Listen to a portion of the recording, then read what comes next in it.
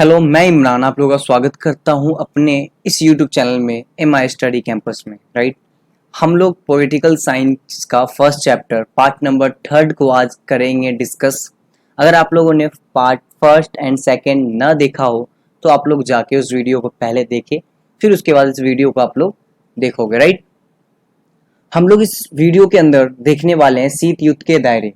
Topic है हमारा शीत युद्ध के दायरे। देखो, शीत युद्ध का दायरे का सिंपल सा मतलब है कि भैया जो शीत युद्ध के टाइम जो भी लड़ाइयाँ हुआ था, कहाँ तक ये लड़ाइयाँ फैला हुआ था। राइट, वो हम देखेंगे। ठीक है, तो सिंपल फर्स्ट पॉइंट है, शीत युद्ध के दौरान खूनी लड़ाइयाँ भी हुई। ठीक है, देखो सिंपल सा मतलब क्या है कि शीत युद्ध के दौरान खूनी लड़ाइयाँ भी हुई। ठीक है, अब आप लोग कहोगे भैया शीत युद्ध के टाइम तो हम पढ़ते हैं कि भैया शीत युद्ध तो एक ठंडा लड़ाई था, उसमें खूनी लड़ाई नहीं हुआ था। नहीं, देखो कुछ ऐसे जगह पे हुआ था जहां पे जब दोनों आपस में महाशक्तियां जब आपस में भिड़े तो वहां पे कई बार ऐसा हुआ जहां पे हाथापाई हो चुका और थोड़े बहुत रक्त भी गिरा, है ना, खून गिरे, तो इसे हम क्या कहते हैं, खूनी लड़ाइयाँ भी कहते हैं। ठीक है, थोड़ा बहुत हुआ है, कहीं कहीं पे हुआ है। ठीक है, फर्स्ट 1950 और 1953 में हुआ था कोरिया के अंदर। ठीक है, सेकेंड 1958 से 1962 में हुआ था बर्लिन के बारे में। ठीक है, बर्लिन की दीवार, इसको हम नेक्स्ट चैप्टर में कवर करेंगे। ठीक है, 1960 के दशक की शुरुआत में कांगो के में हुआ था। ठीक है, 1960 के दशक में भी कहा हुआ था, कांगो के अंदर। राइट, तो ये तीन जगह पे जहाँ पे ऐसा लगा कि यार युद्ध होगा, बहुत स्तर पे युद्ध भी हुआ और यहाँ का जो स्थिति था वो काफी अच्छा नहीं रहता था। ठीक है, यहाँ पे हर टाइम लड़ाइयाँ होता था। राइट, अब देखते कोरिया, वियतनाम, अफगानिस्तान जैसे कुछ क्षेत्रों में व्यापक जनहानि हुई, लेकिन विश्व परमाणु युद्ध से बचा रहा। कहने का मतलब क्या है कि ये तीन जगह, तीन कंट्री में बहुत ज्यादा लड़ाइयाँ हुई। ठीक है, और बहुत ज्यादा ऐसा लगा कि अब लड़ाइयाँ बहुत उच्च स्तर पे होगा, लेकिन विश्व परमाणु विश्व युद्ध से बचा रहा। ठीक है, कहने का मतलब क्या है कि इस लड़ाइया के अंदर कोई भी कंट्री नहीं चाहता था कि हम परमाणु बम को यूज करें। ठीक है, क्योंकि मान लो यार परमाणु बम कोई आसान चीज नहीं है। ठीक है, कोई एक खेल नहीं है। परमाणु बम एक ऐसा बम है जिससे पूरा देश तबाह हो सकता था। तो ये बहुत अच्छा चीज था कि देश परमाणु बम से बचा रहा। राइट, उसके बाद बात करते हैं, जब दोनों महाशक्तियों के बीच राजनीतिक संवाद जारी न रह पाया तो इससे दोनों के बीच गलतफहमियां बढ़ गई। ठीक है, अब देखिए यहाँ पे क्या है, बहुत अच्छा पॉइंट क्या है कि जब दोनों महाशक्तियों के बीच में वाद विवाद, वार्तालाप होना बंद हो गया, जब बातचीत होना बंद हो गया, ठीक है, कोई भी संवाद नहीं था, ठीक है, कोई भी कम्युनिकेशन नहीं था दोनों के बीच में, तो दोनों में क्या हो गया, एक गलत फहमियां बढ़ गई। ठीक है, अब देखो जब भी आप किसी से बात नहीं करते हो तो आप एक दूसरे के प्रति कुछ गलत सोचने लगते हो। राइट, तो सेम इसी तरह यहाँ पे हुआ। दोनों महाशक्तियों के बीच में अमेरिका कुछ और सोच रहा था, सोवियत संघ कुछ और सोच रहा था, जिससे क्या हो रहा था, गलत फहमियां बहुत ज्यादा तेजी से बढ़ता जा रहा था। राइट, द्वारा की भूमिका। ठीक है, अब इसके अंदर शीत युद्ध के अंदर बहुत ऐसे कंट्री ने अपना समर्थक दिया। ठीक है, जिसमें सबसे पहले मैं बात करता हूँ, इस संदर्भ में गुटनिरपेक्ष की भूमिका को नहीं भूला जा सकता। राइट, ये सत्य है, ये सच है कि गुटनिरपेक्ष की भूमिका को हम कभी नहीं भूल सकते हैं, क्योंकि गुटनिरपेक्ष जो आंदोलन है या गुटनिरपेक्ष के अंदर जितने भी कंट्री थे वो चाहते थे कि शीत युद्ध ना हो। राइट, ठीक है, फर्स्ट पॉइंट इसमें दिया हुआ है कि नेहरू जी ने उत्तरी और दक्षिणी ध्रुव कोरिया के बीच मध्यस्थता में महत्वपूर्ण भूमिका निभाई। ठीक है, देखो यहाँ पे नेहरू जी ने क्या किया कि जो उत्तरी और दक्षिणी कोरिया, एक उत्तर कोरिया और दक्षिणी कोरिया के बीच में बहुत ज्यादा वाद विवाद होता था, तो उस समय क्या किया नेहरू जी ने, एक मध्यस्थता की भूमिका निभाई। कहने का मतलब क्या है, एक एक बीच में होते ही नहीं कि भैया आप फाइट वाइट ना करो, कोई फायदा नहीं होता है, दोनों को समझाना, तो नेहरू जी ने वो काम किया। राइट, देन उसके बाद है कांगो संकट में संयुक्त राष्ट्र संघ के महासचिव ने प्रमुख मध्यस्थता की भूमिका निभाया। यहाँ पे ठीक है, संयुक्त राष्ट्र संघ के महासचिव ने भी क्या बहुत बड़ा भूमिका निभाया। ठीक है, कांगो के अंदर, कि वहां पे आपस में ज्यादा भी लड़ाइयां ना होने दिया। ठीक है, महासचिव ने कांगो को। ठीक है, अब देखो एक चीज और बताता हूँ, तीन समझौते यहाँ पे ये समझना है कि जो अमेरिका था और जो सोवियत संघ था, उन दोनों को पता था कि हम दोनों ये जो कर रहे हैं बहुत ज्यादा गलत कर रहे हैं, हम दोनों जो फाइट कर रहे हैं या एक दूसरे को अपना अपना वर्चस्व दिखा रहे हैं, ये गलत है। इनसे दोनों को नुकसान हो रहा था, ठीक है। दोनों को पता था कि यार मैं उस पर आक्रमण करूंगा तो मुझे नुकसान होगा, क्योंकि सामने वाला भी मुझ पर आक्रमण करेगा। तो दोनों को पता था ये हम जो कर रहे हैं बहुत ज्यादा गलत कर रहे हैं, राइट। तो उसके बाद दोनों ने क्या सोचा कि हम कुछ ऐसे समझौते तय करते हैं जिससे हम इन फ्यूचर में आगे कोई ऐसे गलत काम ना उठाए जिससे हमें नुकसान हो, ठीक है। तो उन्होंने 3 ऐसे समझौते किए, जिसमें पहला है परमाणु परीक्षण प्रतिबंध संधि, जिसमें बोला कि भाई देखो इसके अंदर बम वम जितने भी परमाणु बम है उसमें ज्यादा हम लोग नहीं बनाएंगे, ज्यादा उसका यूज नहीं करेंगे, ठीक है।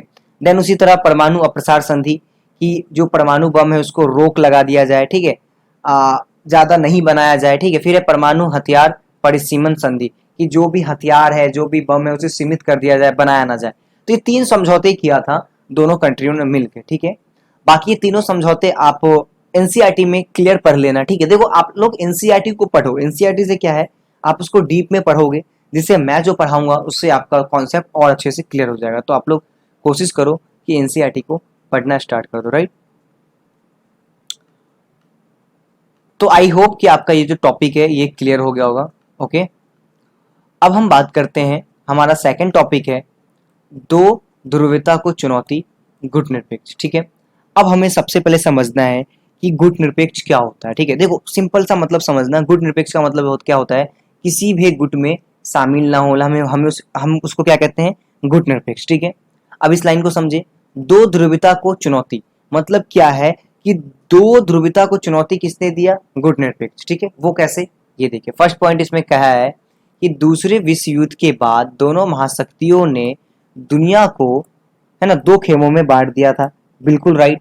देखो जब दूसरा विश्व युद्ध स्टार्ट हुआ था, ठीक है, जब दूसरा विश्व युद्ध स्टार्ट हुआ तो दोनों महाशक्तियों ने क्या किया, दुनिया को 2 खेमों में बांट दिया, राइट।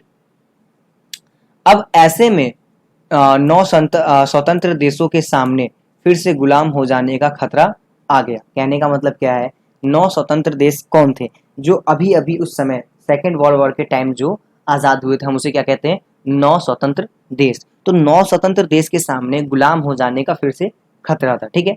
अब मान लो अगर ये शीत युद्ध में शामिल हो जाते, या अमेरिका में शामिल होते या सोवियत संघ में शामिल होते, तो जो भी मान लो भारत है, अगर भारत 1947 में आजाद हुआ, राइट, तो भारत अगर सोवियत संघ में शामिल हो जाता तो भारत क्या था, फिर से गुलाम बन जाता।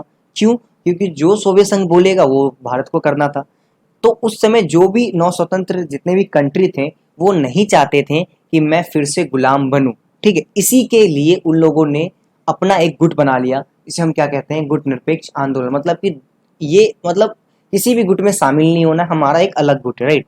नेक्स्ट देखते हैं हमारा, इसी के लिए हम देखते हैं, इसी परिस्थिति में कुछ देशों ने दोनों खेमों में, है ना, गुटों से अलग रहने का फैसला किया, बिल्कुल राइट। जो मैंने आपको बताया कि इसी कारण से क्या हुआ, इसी परिस्थिति में दोनों कंट्रियों ने क्या किया, या दोनों खेमों से दूर रहने के लिए, जो 2 कंट्री थे या 2 खेमा कह सकते हो आप, एक सोवियत संघ और एक अमेरिका, तो ये जो गुट निरपेक्ष के जितने भी कंट्री थे या 9 स्वतंत्र के देश में जितने भी कंट्री आते थे, इन्होंने सोचा कि मैं एक अलग गुट बनाते हैं और हम अलग रहने का फैसला लेते हैं, ठीक है।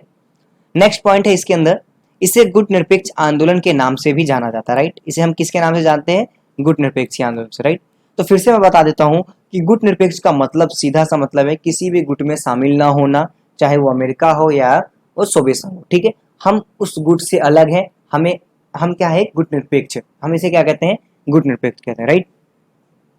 अब थोड़ा हम जानते हैं कि भैया गुट निरपेक्ष आंदोलन की नींव 1955 के वांडुगंग सम्मेलन में पड़ चुकी थी, ठीक है।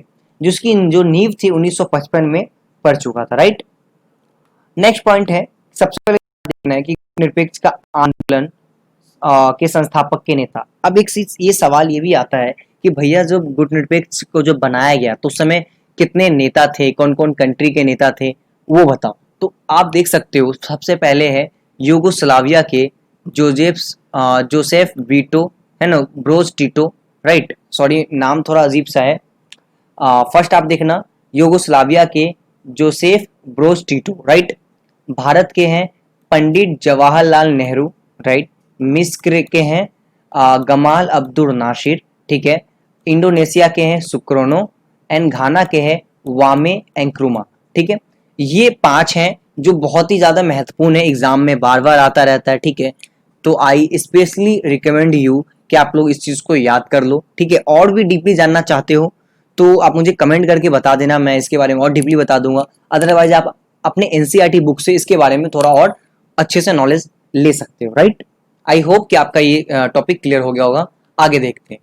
देन हम बात करते हैं गुट निरपेक्ष आंदोलन पहला सम्मेलन। जो गुट निरपेक्ष जो था उसका पहला सम्मेलन 1961 में हुआ था, राइट।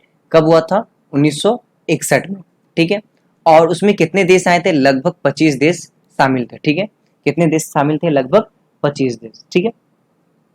नेक्स्ट है गुट निरपेक्ष आंदोलन का 14वां सम्मेलन। 14वां सम्मेलन हाल फिलहाल में हुआ था, जो 2006 में हुआ था। वो हवाना में हुआ था, जिसे हम क्यूबा के नाम से जानते हैं। आपको पता है क्यूबा कहाँ है? क्यूबा में हुआ था। लगभग 116 सदस्य देश थे, ठीक है। और उसमें 15 पर्यवेक्षक देश थे, ठीक है। अब देखो यहाँ पे 2006 के टाइम आते आते गुट निरपेक्ष में कितने कंट्री आ गए? 116। तो आप समझ सकते हो कि जो गुट निरपेक्ष है ये काफी अच्छा एक हमारा आंदोलन सक्सेसफुल रहा, तभी तो इतने सारे कंट्री हमारे साथ जुड़े, ठीक है। तो ये एग्जाम में भी क्वेश्चन आ सकता है इस तरह से। अब हम बात करते हैं कि गुट निरपेक्ष आंदोलन से भारत को क्यों लाभ हुआ, ठीक है। एक ये भी क्वेश्चन आ सकता है एग्जाम के अंदर कि जो गुट निरपेक्ष है, भारत को गुट निरपेक्ष आंदोलन से क्या लाभ मिला, राइट। तो सबसे पहले देखें, भारत अंतरराष्ट्रीय फैसले स्वतंत्र होकर अपने हित में ले पाया। अब देखिए यहाँ पे बहुत अच्छा पॉइंट बताया गया है। अगर भारत किसी और गुट में शामिल हो जाता, मान लो वो अमेरिका गुट में शामिल हो जाता, तो क्या भारत अपने मन से या अपने वो स्वतंत्र होकर कोई फैसला ले पाता? नहीं। उससे उस कंट्री से पूछना होता कि भैया मुझे ये चीज करना था, मुझे इसकी इजाजत दो, इसकी परमिशन दो, राइट। तो ऐसा भारत नहीं कर पाता। तो अगर भारत ने अपना एक अलग गुट बनाया तो उसको पहला क्या फायदा हुआ कि वो स्वतंत्र होकर अपने फैसले को ले सके, राइट। दूसरा, भारत दोबारा से गुलाम होने से बचा, राइट। भारत दोबारा से क्या हुआ? गुलाम होने से बचा। अगर वो किसी गुट में शामिल हो जाता तो फिर से क्या बन जाता? गुलाम बन जाता। तो ठीक है, सेकंड पॉइंट भी आई होप क्लियर हो रहा है आपका। थर्ड है, भारत हमेशा ऐसी स्थिति में रहा अगर कोई एक महाशक्ति उसके खिलाफ हो जाए तो वह दूसरी महाशक्तियों के करीब जा सकता था। बिल्कुल राइट। अगर मान लो अमेरिका उसको तंग करता या अमेरिका उसको कुछ बताता तो भारत के पास एक ऐसा पावर था कि उस अचानक दूसरे के पक्ष में जाके खड़ा हो जाता कि भाई मैं तेरे साथ हूँ, अमेरिका मुझे परेशान कर रहा है, तो वो सोवियत संघ उसको सपोर्ट करता। तो भारत के पास हर टाइम ये एक अपॉर्चुनिटी थी, राइट। फोर्थ है, अपनी संप्रभुता को बरकरार रखा। मतलब कि संप्रभुता का मतलब क्या है कि अपने संविधान को, अपने एक जाति को, अपने एक कल्चर को उन्होंने बचा के रखा, ठीक है। तो इस वीडियो के अंदर हमने देखा कि गुट निरपेक्ष क्या है, राइट। गुट निरपेक्ष भारत क्या, राइट। आई होप को इस वीडियो के अंदर जो भी डाउट्स है वो क्लियर हो रहे हैं, ठीक है। बाकी जो भी डाउट्स क्लियर ना हुए हैं मुझे कमेंट करके बता देना आप लोग, मैं उस चीज़ को कवर कर दूंगा, राइट। अगर इस का नोट्स, पीडीएफ का नोट है तो आप मुझे कमेंट करके बता देना है, तो नोट्स भी, ओके। तो इस वीडियो के अंदर मिलते हैं पार्ट के अंदर। नेक्स्ट पार्ट हम कोशिश करें कि हमारा जो चैप्टर है वो कवर हो जाए। So thank you so much.